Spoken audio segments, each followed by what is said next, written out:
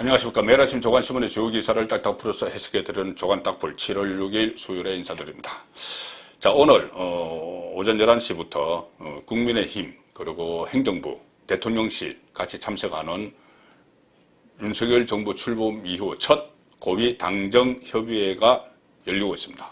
자, 당에서는 이준석 대표, 그리고 이 대통령실에서는 김대기 비서실장, 그리고 행정부에서는 한덕수 국무총리가 참석을 하죠.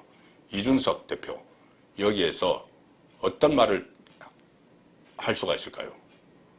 지금 집권 여당의 대표가 내일 당장 그 윤리위에서 징계를 받아야 할 처지고, 지금 본인이 내부에서 요란한 싸움을 벌이고 있는데, 이 경제도 어렵고 한 이 위급한 상황에서, 국가가 위급한 상황에서 당정협의회에서 제대로 준비나 했을지, 제대로 핵심을 짚어서 말이나 할지 참 걱정스럽기조차 합니다. 이준석 대표에 대한 그 당 중앙윤리위원회 징계 심사는 내일 열립니다. 그래서 내일 4단계 징계 중에 뭐 제일 강한 것은 제명, 그 다음에 탈당 권유, 당원권 정지, 경고 이렇게 있는데, 어떤 징계를 받을지 내일 일단 지켜봐야 되지만, 내일 징계 결정이 내려지기 전에 이준석 대표가 스스로 알아서 자진 사퇴를 해야 맞는 것 아니냐. 그래서 이준석 용태론, 뭐 좋은 말로 용태론, 이런 것들이 어제 오늘 계속 제기가 되고 있습니다. 징계 전에 윤석열 정부 초기에 상당한 그 여건에 혼란을 준 그 책임만으로도 당대표로서 용퇴를 해야 된다. 그런 이야기들이 나오고 있습니다. 자진 사퇴 이야기죠. 그런데 이준석은 뭐 어제부터 또 윤핵관, 뭐 윤석열 대통령 쪽의 핵심 관계자, 본인의 이름을 붙였죠. 윤핵관, 이렇게 직접 겨냥을 해서 여론전을 펼치고 있는 그런 상황이어서 뭐 자진 사퇴 쪽은 아직 생각을 하지 않고 있는 것 같습니다. 자, 그러면은 징계를 받고 나면은 이준석의 처지가 어떻게 될지 그런 부분도 좀 지켜봐야 될 것 같습니다. 자, 경향신문 보시면은 오면 기사에서 이준석은 지금 본인에 대한 본인이 어려운 처지에 빠진 것이 명백한 윤핵관의 공격 때문이다, 이렇게 이야기를 합니다. 그런데 반 이준석 쪽에서는 당을 위해 제발 좀 용퇴를 해라. 징계를 받고 하면은 당도 모양도 이상하고 당 대표인데 당도 모양이 이상하고 이준석도 앞날이 없어진다. 그러니 그냥 용퇴하는 것이 낫지 않느냐, 이런 이야기들이 지금 나오고 있습니다. 그런데 이준석은 계속 이것을 정쟁으로 몰고 가고 있는 것이죠. 이준석 또 라디오에 출연을 하기 시작했습니다. 조금 잠잠하더니 이 윤리위 징계 절차가 시작된 후 소위 윤핵관 세력 쪽에서 공격이 들어오는 게 명백하지 않느냐, 이런 식으로 이야기를 합니다. SNS에 또 글을 올려서 이 윤석열 대통령이 이제 이준석을 손절한다, 뭐 이런 표현들이 지금 나오고 있죠. 그러니 또 여기에 대해서 반박을 합니다. 손절이 웬 말이냐? 익절이지.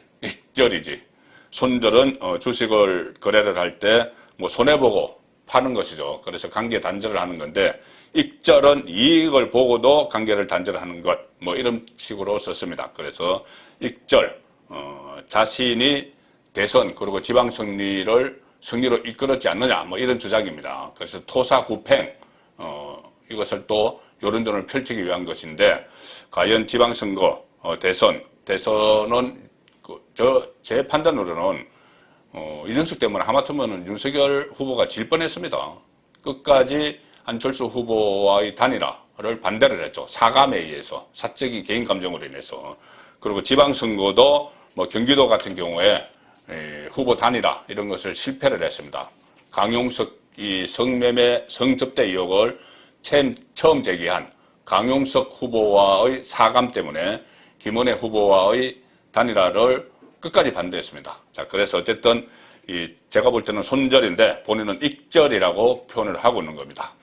자, 반 이준석 쪽 배현진 최고위원이 있죠. 최근에 이준석과 뭐 대립각을 세우고 있습니다. 어쨌든 배현진 최고위원 어제 이렇게 이야기합니다. 이준석에게 안 했다, 무리 빚어 송구하다, 이 열자의 말, 안 했다, 무리 빚어 송구하다, 뭐 이 10글자의 말을 스스로가 확신을 가지고 했다면 해결됐을 일을 대체 몇 달째인지 뭐 이렇게 비판을 했습니다. 자, 제가 주목하는 것은 이인재 상임 고문 이야기입니다. 이인재 대선에도 출마를 했었죠. 지금 당의 원로입니다. 이인재 상임 고문이 아주 현명하고 따끔한 충고를 이준석에게 날렸습니다. 어제 SNS에 글을 올렸는데, 당을 사랑하는 마음이 있다면 용태 결단을 내려달라. 자, 당을 사랑하는 마음이 있다면 이준석이 용태해라는 이야기입니다. 이렇게 이야기합니다. 용태가 당도 살고 이준석도 사는 길이다. 당에서 대표를 징계하는 것은 나는 처음 듣는다. 당대표의 진퇴는 정치적으로 풀어야지 징계라는 칼로 해결하는 것은 바람직하지 않다. 정치는 온라인 게임이 아니다. 지금 이준석은 온라인 게임 하듯이 하고 있죠. 그런데 송영성 전 의원은 제가 온라인 게임 하는 것 같다고 하니까는, 아니 게이머들도 룰이 있다. 룰도 안 지키는데 무슨 게임이냐, 이런 식으로 또 이야기도 한 적도 있습니다. 정치는 온라인 게임이 아니다. 나라의 미래와 국민의 운명을 감당해야 하는 정치 무대에서 게임을 즐기듯 하면 되겠는가, 이렇게 질타를 합니다. 돌이킬 수 없는 후회를 남기기 전에 이준석이 결단해 주기 바란다. 그것이 힘들게 정권 교체를 이뤄준 국민에 대한 최소한의 도리다. 자, 이준석 이제 하루 남았습니다. 본인이 정말 징계를 받고, 징계윤리위원회 내일 또 열어서 다시 소명을 듣고 또 좀 연결을 하고 이렇게 할지도 모릅니다. 그 징계 결정을. 그렇게 되면은 또 혼란스럽죠. 지금 경제가 상당히 어려워서 윤석열 대통령이 매주 비상경제대책회의를 열겠다고 하는 이 마당에 계속 집권 여당에서 당대표 거취 문제를 놓고 왈가왈부하고 서로 손가락질하고 삿대질하고 이런 상황이 또 오래 갈 수가 있죠. 그러면 안 되죠. 내일 어떤 식으로든 결정을 윤리위에서 내려야 됩니다. 자, 윤석열 대통령 지금 말씀드린 대로 집권 여당 대표 때문에 골머리를 앓고 있는데, 지금 또 역대 정권과 마찬가지로 좀 인사파동 논란에 휩싸이고 있습니다. 자, 이런 문제에 대해서도 당대표가 나서서 적극적으로 해명을 하고 설명을 하고 좀 이런 일을 해야 되는데, 지금 이준석 그런 입장이 아니죠. 모든 신문이 오늘 이런 기사를 실었습니다. 어제 아침 도스태핑에서 윤석열 대통령이 한 말이죠. 인사 논란이 있다, 이 질문에. 아니, 그러면은 전임 정권 장관 중에 훌륭한 사람 봤느냐? 자, 중앙일보 기사입니다. 왜 나만 갖고 그래? 이런 이야기인데, 이거 좀 일리가 있는 이야기입니다. 전임 정권 사람 중에 훌륭한 사람 봤느냐? 자, 이것을 아주 나쁘게 해석하는 쪽에서는 왜 잘하라고 뽑아줬는데 왜 전임 정권과 비교하느냐, 이렇게 하는데, 전임 정권과 완전히 다를 수는 없는 것이죠. 조금씩 나아가는 겁니다. 문재인 정권 때도 뭐가 잘못되면 박근혜 정부 때는 안 그랬느냐, 이런 이야기를 했죠. 자, 그런데 지금 인사 문제에서 물론 초반에 지금 흐트러진 측면이 있지만은, 그래도 문재인 더불어민주당 캠코더라는 이야기를 했죠. 캠퍼 출신, 코더 맞는 사람, 더불어민주당 출신. 그렇게 초반에 인사를 하는 것보다는 지금 일단 능력, 전문성 위주로 하다가 보니 도덕성 부분에서 하자가 발견되고 하는 이런 경우죠. 자, 그것을 윤석열 대통령은 이야기한 겁니다. 어제 도어스태핑에서 그럼 전 정권에 지명된 장관 중에 그렇게 훌륭한 사람 봤어요? 이렇게 이야기를 했습니다. 박순애 사회부총리 겸 교육부 장관은 임명이 됐죠. 김성희 전 보건복지부 장관 후보자 부실 인사, 이 문제에 대한 기자들의 질문에 답한 겁니다. 다른 정권 때하고 한번 비교해 보세요. 사람들의 자질이나 이런 것을, 이렇게 이야기를 했습니다. 대통령실 관계자는 이것을 이렇게 해석을 합니다. 윤석열 대통령의 말을. 문재인 정부는 척건인 운동권 출신 정치인들에게 자리를 나눠주듯 했는데 새 정부는 전문성을 위주로 뽑고 있다는 뜻이다. 자, 이렇게 해명을 했습니다. 윤 대통령은 또 그제도 그런 이야기를 했죠. 인사 논란에 대해서 도어스태핑을 하면서 도덕성 면에서도 이전 정부에서 밀어붙인 인사들을 보면 비교가 될 수 없다, 이렇게 자부심을 보였고, 또 검찰 출신이 너무 많이 들어가는 것 아니냐, 이 지적이 나왔을 때도 6월 8일입니다. 그때도 아니 그러면 과거 민변 출신들이 아주 도배를 하지 않았나, 이렇게 이야기를 했죠. 문재인 정권 때 민변, 참여연대 이 사람들이 요직을 다 차지를 했습니다. 자, 그것과 비교를 한 것이죠. 여기 대해서 민주당은 상당히 비판을 하고 있는데 여당 안에서 민주당식의 비판이 나왔습니다. 여당 안에서.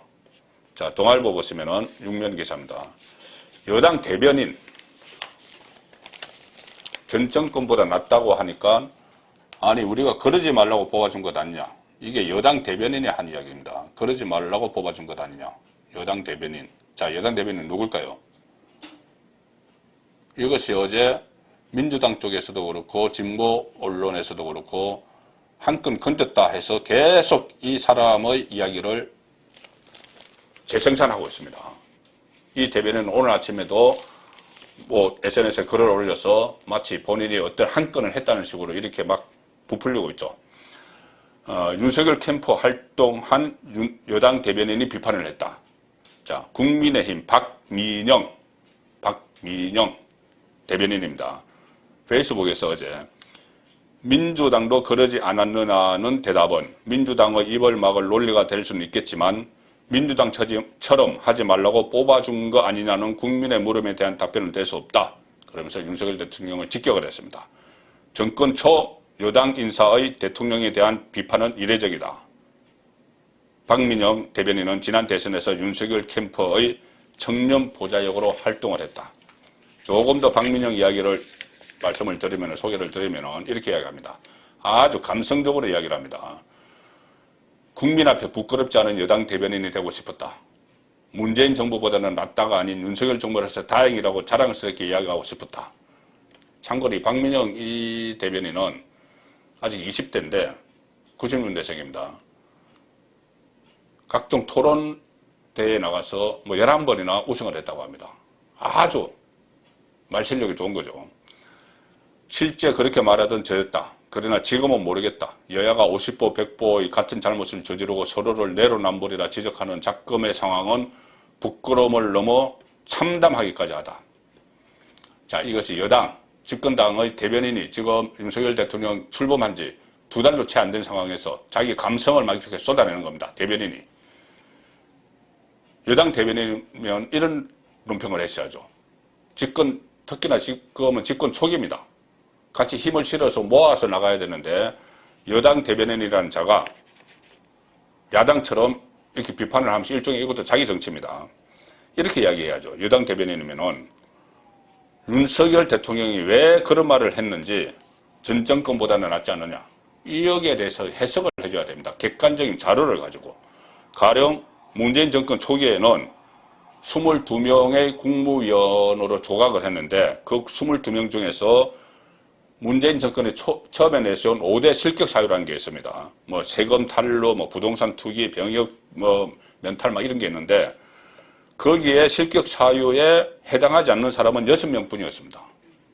본인들이 기준을 만들어 놓고 처음에 조각을 할 때 22명 중에서 그러니까 그 18명, 16명이죠. 16명을 결격 사유에 해당하는 사람들을 다 앉혔습니다. 이낙연도 그렇고 강경화도 그렇고. 그리고 문재인 정부 5년 임기 동안 국회 인사청문회에서 청문 보고서가 채택되지 않은, 그러니 야당이 반대한 사람을 34명이나 그냥 임명을 강행을 했습니다. 인사청문회를 무력화시킨 거죠. 자, 그런 상황보다 낫지 않느냐는 이야기입니다. 특히 이 문재인은 농공 행상에 치중을 하고, 그래서 뭐 참여연대, 민변, 또 뭐 캠코더 이렇게 막 요직에 앉혔지만 윤석열 대통령은 지금 처음부터 이야기한 대로 능력, 전문성 위주로 하다가 보니 도덕성 부분에서 제대로 검증이 되지 않은 이런 부분들이 드러난 거죠. 자, 그래서 윤석열 대통령의 전 정권보다는 낫다. 전 정권 장관 중에 훌륭한 사람 봤나? 특히 윤석열 대통령이 경험했던 전 정권 장관, 권력 수사를 방해하는 법무부 장관들, 조국, 추미애, 박범계 이런 사람들이 이야기하는 거죠. 자, 그런데 이것을 두고 여당 대변인이라는 자가 자기 정치를 하는 겁니다. 이 박민영이 누구냐? 여당 대변인이 대통령을 공격을 했는데 이준석이 과거에 대선 후보 때 대선 후보 윤석열을 공격한 것과 같은 행태죠. 박민영은 이준석 키즈입니다. 이준석이 당대표가 되고 나서 무슨 뭐 토론 배틀 해가지고 대변인을 토론을 막 경쟁을 시켜서 뽑았죠. 그 2기 출신입니다. 토론으로. 전국 대회에서 11번이나 우승한 그 입담으로 대변인이 된 자죠. 그리고 뭐 소위 말하는 뭐 나는 국대다. 나는 국민의힘 대변인이다. 이 토론 배틀을 통해서 정치권에 등장한 인물인데, 자, 박민영도 바른정당 출신입니다. 유승민 김무성 대표가 이끌었던 이준석과 마찬가지죠. 바른정당에서 청년 대변인을 했던 인물인데, 토론 배틀 여기에 나와서 국민의힘 대변인을 맡고 있는데, 안에서 지금 제가 말씀드린 이런 식의 대변인 역할을 해야 되는데 지금 자기 정치를 하면서 윤석열 대통령을 공격을 하고, 그리고 진보 성향 언론, 그리고 민주당에서 이것을 호평을 하니까 오늘 아침에 또 SNS에 글을 올려서 이것은 나의 신조다. 뭐 이준석과 짜고 치지 않았다. 이런 식의 이야기를 하고 있습니다. 자, 윤석열 대통령 지금 경제도 어렵고 국정 운영이 어려운데 우선 어떻게 하든지 내부의 자기 정치하는 사람들을 정리를 해야 되는 그 순간이 된 것 같습니다. 민주당도 뭐 콩가루 집안이기는 마찬가지죠. 자, 이재명, 대선에서 패배한 이재명의 당권 도전 여부를 놓고 이전 투구를 벌이고 있는 민주당입니다.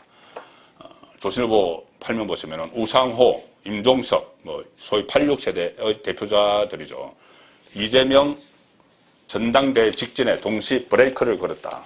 자, 우상호는 비대위원장입니다. 비대위원장인데 이재명 쪽이 주장하는 전당대회 룰, 이재명의 유리한 룰, 여기에 대해서 반대 입장을 밝혔고, 임종석, 모처럼 입을 열었는데, 임종석도 86세대죠.